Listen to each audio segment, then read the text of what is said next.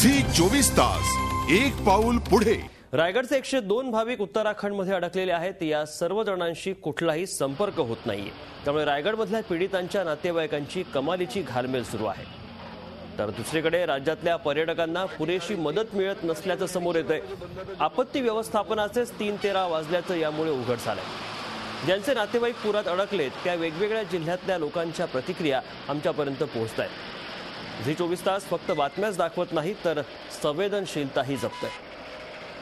आम्हाला काही संपर्क होत नाही, कुठलेही काय त्यांना पाहिजे ती मदत पोहोचत नाहीयेत। आता जवळजवळ 20 जणांना उलटी जुलाबाची साथ होते, कुणाला सर्दी खोकला झालाय, दम्याचा त्रास उठलाय। आता माझ्या स्वतःच्या आईला ऑक्सिजनची बॉटल त्यांनी आणलेली आहे। अशी अवस्था आहे त्याची। माझ्या वडिलांपर्यंत मला पोहोचवा, माझ्या वडिलांना मदत कर।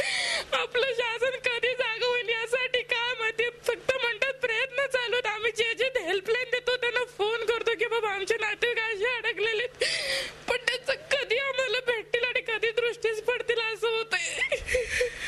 माझे काका काकी सर्व नातेवाईक 102 माणसं इथून खुशीने गेले होते। त्यांना आम्ही फक्त 15-20 दिवसाची दारू सगळी दिली होती, खायला दिलं होतं। पण आता असं समजतंय की एवढी वाट लागलेली आहे की आता ते आम्हाला सांगत नाहीत त्यांची खरी परिस्थिती काय आहे ती। पण आम्हाला इथून समजते सगळं टीव्हीवरून बघून वगैरे की त्यांना आता खायला सुद्धा काही राहिलेलं नाही। आम्ही पालकमंत्र्याकडे, गृहमंत्र्याकडे सगळीकडे आम्ही आमची टीम घेऊन गेलो होतो। आम्ही सांगितलं, आम्ही विनवणी केलेली आहे, पण अजून ते सगळ्यांनी हो सांगितलंय, पण अजून मदतीची हाक कोणाकडून आलेली नाही। झी 24 तास एक पाऊल पुढे।